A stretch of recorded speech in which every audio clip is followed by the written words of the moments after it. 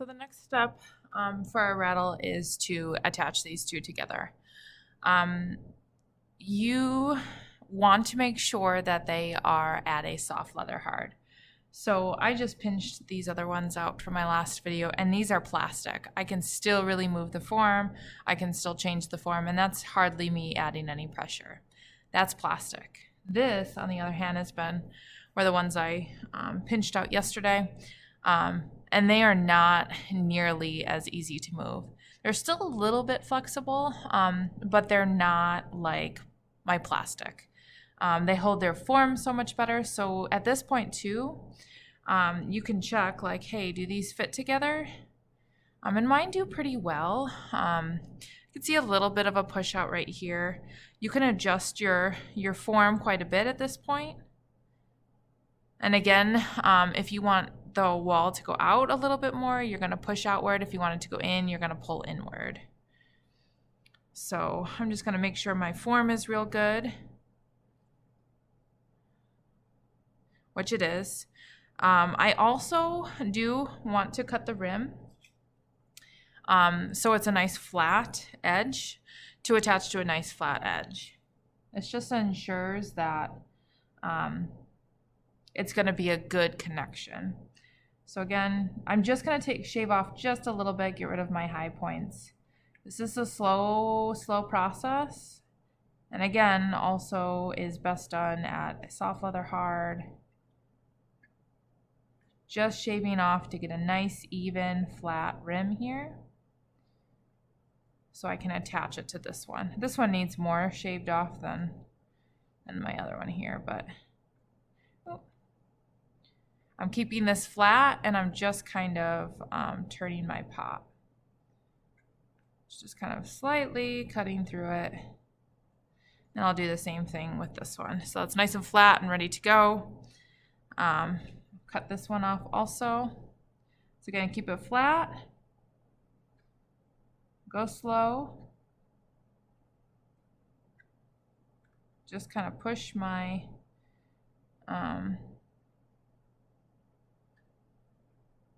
bowl and cut along. I'm not moving this at all, I'm moving my bowl. That's also kind of important to say.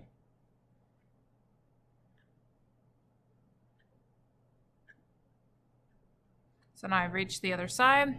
When I go to put these together, it should be a lot tighter of a seam, really close together like that. The next thing I want to do is add the little, I guess, beads or things that go in here. So I'm going to take some clay.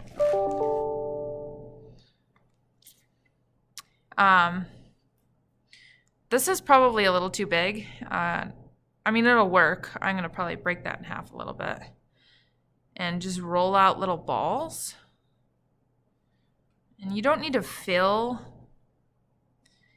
the form.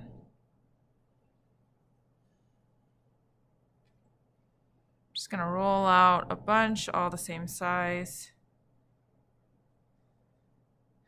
I don't need like 30 of these, but maybe like 10 of them, or, I mean, you could add more, it'll just make more sound. You can kind of experiment, like maybe you wanna load it up, maybe you don't.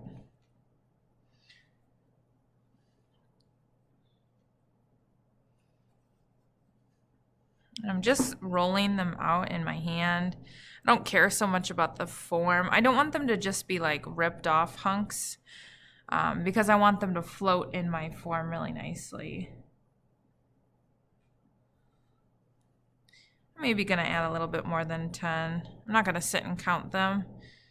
I am gonna add quite a bit more.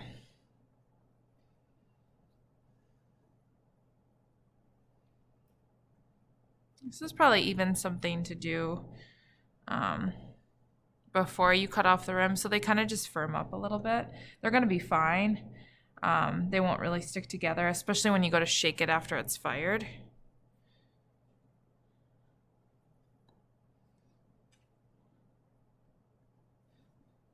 So I have a bunch of them here. Maybe I want a couple more.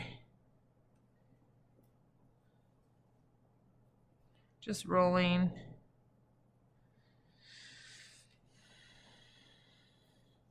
And that's probably good for me. I probably have 20, 25 in there. Maybe just 20, I don't know. The next thing I'll do is I'll score this area. Score both. Again, I'm very generous when I'm scoring. I also like to go a different way. So if my marks are going one way, it's almost like an X mark. I'm also going to score this one.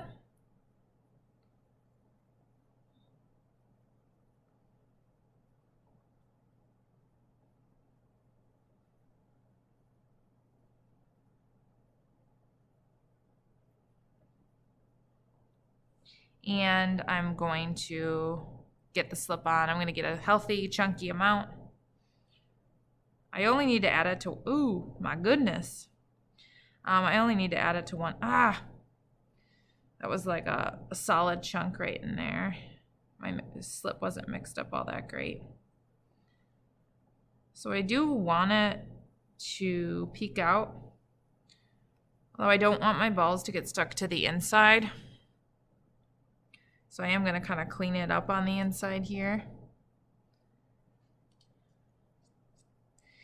And I'm going to kind of take all these and stick them in the one I didn't slip.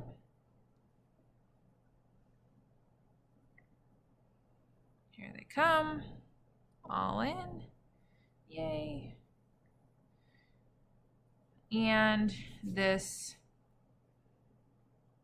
gotta make sure it's kind of clean on the inside. Still will probably squeeze out just a little bit, but it should be fine. And then this gets added on top here. I always like to twist it a little bit so I have really good suction until it doesn't twist anymore. So I'm just kind of turning it, making sure it's really solid in there. I'm going to clean up my slip.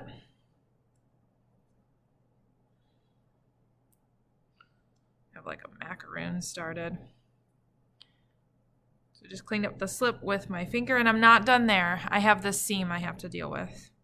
And that seam needs a soft coil of clay.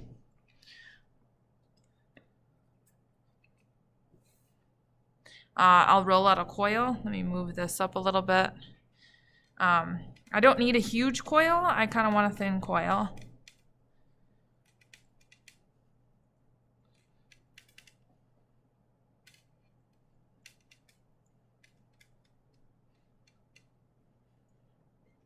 So there's that.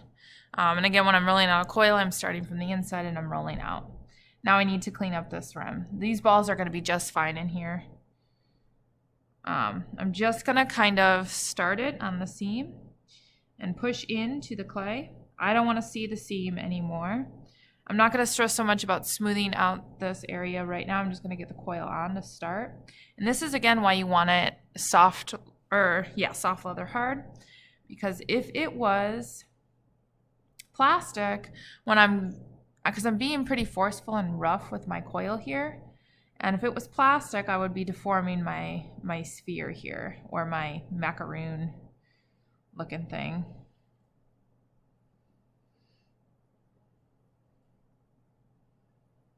Go all the way around, and then I will smooth out that coil here in just a moment once I reach the other side. So there it is. I had quite a bit of coil left. That's okay. And now it's smoothing it out. So before I use my my plastic rib here, I'm going to smooth this area out with my fingers. Again, everything always looks pretty rough at first.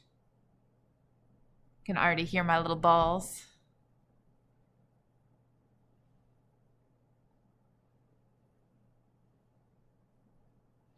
And you just need to add a love and energy, which that'll be in my next video.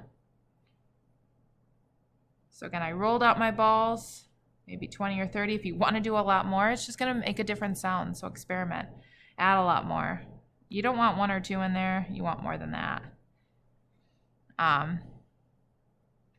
So roll out those balls, cut the rim so it's nice and even, and score and slip, attach them together, twist so that suction happens, and then add your coil. Smooth it out, and then in my next video I'll talk about cleaning this guy up.